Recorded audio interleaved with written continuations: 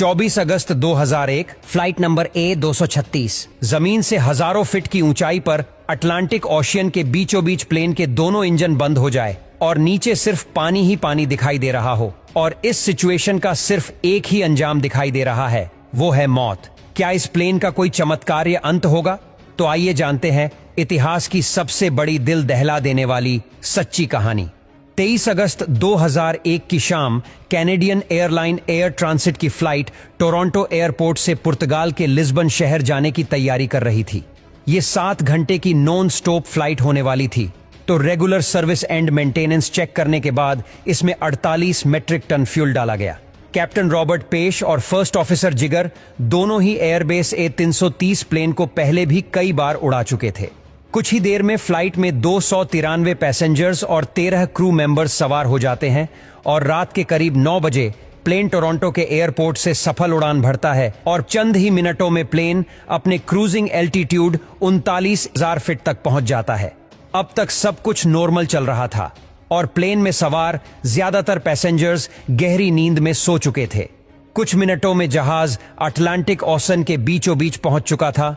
रात के करीब 1 बजे कैप्टन रॉबर्ट पेश की नजर प्लेन के इंजन नंबर 2 के कंट्रोल पैनल की तरफ पड़ी, जहां रीडिंग आ रही थी कि राइट साइड के इंजन में ऑयल प्रेशर काफी पड़ चुका था। साथ ही ऑयल की क्वांटिटी कम और ऑयल टेम्परेचर भी लो इंडिकेट हो रहा था।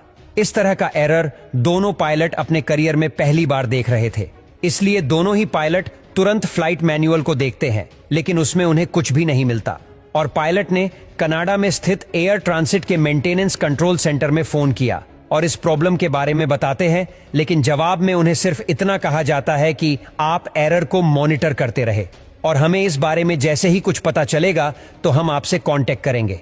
उड़ान में कोई दिक्कत नहीं थी, इसलिए पायलट ये सोचकर रिलैक्स हो गए कि शायद कोई फोल्ट सेंसर ऑयल की गलत रीडिंग दे रहा है।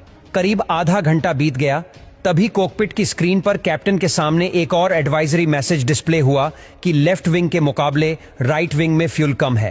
तो पायलट ने क्रॉस फील्ड वॉल खोलकर फ्यूल को दोनों विंग्स में इक्वली डिस्ट्रीब्यूट कर दिया, जिससे दोनों विंग्स में फ्यूल की क्वांटिटी इक्वल हो चुकी थी। मगर 10 मिनट के बाद कैप्टन को डिस्प्ले में लो फ्यूल वार्निंग दिखती है।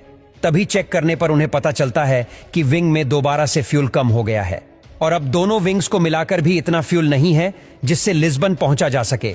इस वक्त प्लेन में सिर्फ 7 टन फ्यूल बचा था और यह भी तेजी से कम हो रहा था।